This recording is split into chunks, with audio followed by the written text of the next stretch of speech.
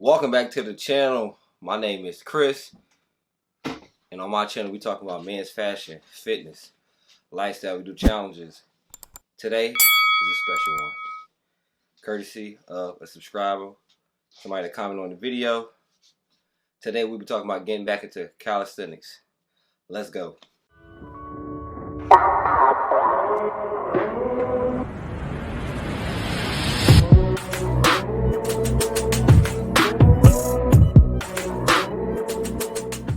So this is what actually sparked me to create this whole video. So I got this comment. It says, "Hey Chris, I used to do calisthenics, but I fell down and gained so much weight.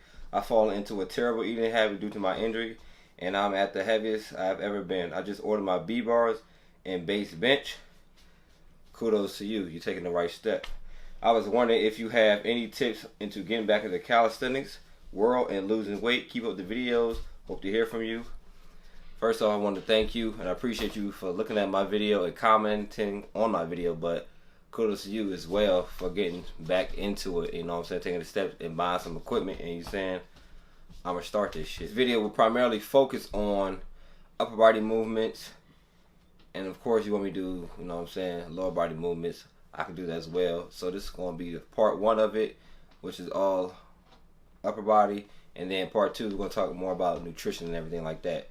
But before further ado, let go. So first thing in order is establish some sort of routine. So whether that be going to the gym 4 days, 3 days a week, 5 days, I don't know. Whatever fits your lifestyle and your work schedule. So you want to do a 4-day schedule, so you can do Monday, Tuesday, break Wednesday, Thursday, Friday. You can do Tuesday, Thursday, break Friday, Saturday, Sunday. And that will in turn will help you stick to, you know, what you're trying to do as far as, you know, building your physique, getting back into shape, getting back into the swing of things, especially, you know what I'm saying, with calisthenics. Also, with doing that in turn, that will start to change your lifestyle. You would start to just get used to going to the gym these certain days. It's come repetitious. You know what I'm saying? You keep doing something over and over. You wake up, you're doing it. It's easy to do it because you're so used to doing it. So that just becomes a part of your lifestyle. So on your off day, this is where your routine and your lifestyle start to take apart, and you need to figure out things you like to do. So for me personally, I like to skip rope. So on my off days, I skip rope and I walk. That's my thing. I'm not much of a runner unless I'm playing sports, or I like to do some sprints, some wind sprints, you know what I'm saying, or some shuttle runs. But for you, you might like going cycling, you might like going jogging, you might like going hiking, swimming. It's a plethora of things you can decide to do, you know, whatever you like, it fits your lifestyle. So your off day, I always suggest staying active, doing something you enjoy. So whether that is going walking with your buddies or your wife, or walking your dog, going jogging in the morning, getting a nice, you know, cycling session if you do ride bikes, stuff like that. So swimming, like I always said, pick something you enjoy that fits your lifestyle, that you can see yourself doing long term. No short-term shortcuts or BS. So that's always keys to the game. So for me, I like to skip rope. I can skip rope for quite a while. So that's my thing. I like to skip rope, throw the AirPods in, and just go to town.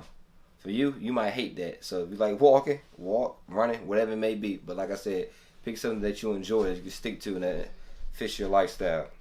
So with calisthenics, body weight movements, I would say first thing you want to do, don't try to overexert yourself. Don't try to do what you were doing before you got hurt, or before, you know, what you was doing before in calisthenics. No, don't try to go in there and do no muscle ups where you was doing muscle ups 5 months ago. You ain't do muscle ups ever since then, or before, you know, you got injured, anything like that. Don't overdo it. Don't try to overexert yourself. Start, you know, pick a nice little ground, a level that you fine with, and start to build up from there. So I would say start off with the basics, which are push-ups, your rows, your pull-ups, your chin-ups, dips, and for lower body, you know, your squats, box squats, lunges forward and backwards. No pistols, because that's advanced. But like I said, we're going to be speaking about the upper body. So number one, we're going to start with the push-ups. So if you can't do a push-up, or haven't been able to do a push-up, I suggest incline push-ups. So like on the screen,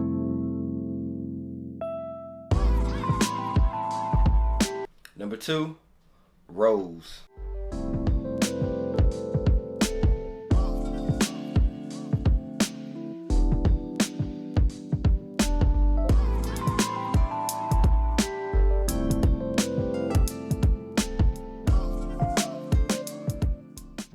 Number 3, pull-ups and chin-ups.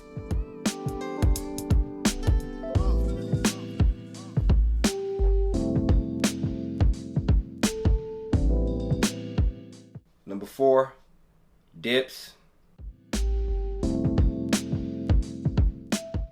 So let's go through the progression of push-ups. So for your push-ups, incline first.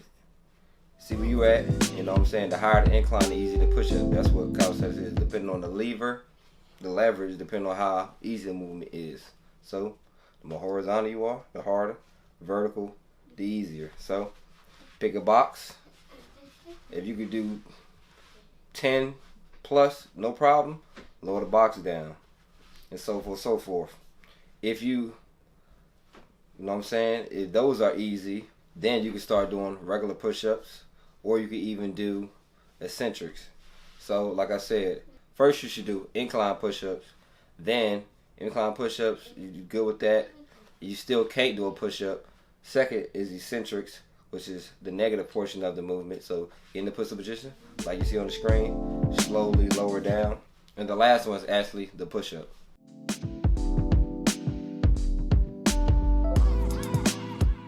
Next, you have dips. With dips, actually, you can start off with the static, because a lot of people do the static. Then, I would suggest banded.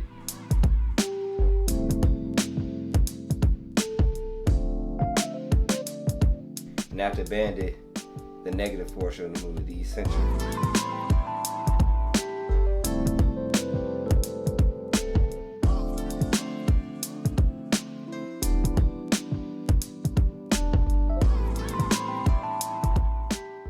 Then, after you build up your strength from rows, and then you can then I suggest pull-ups and chin-ups.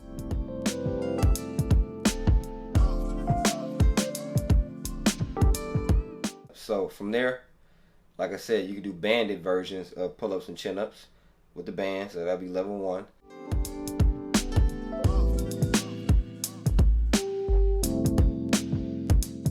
Level 2 is negative eccentrics.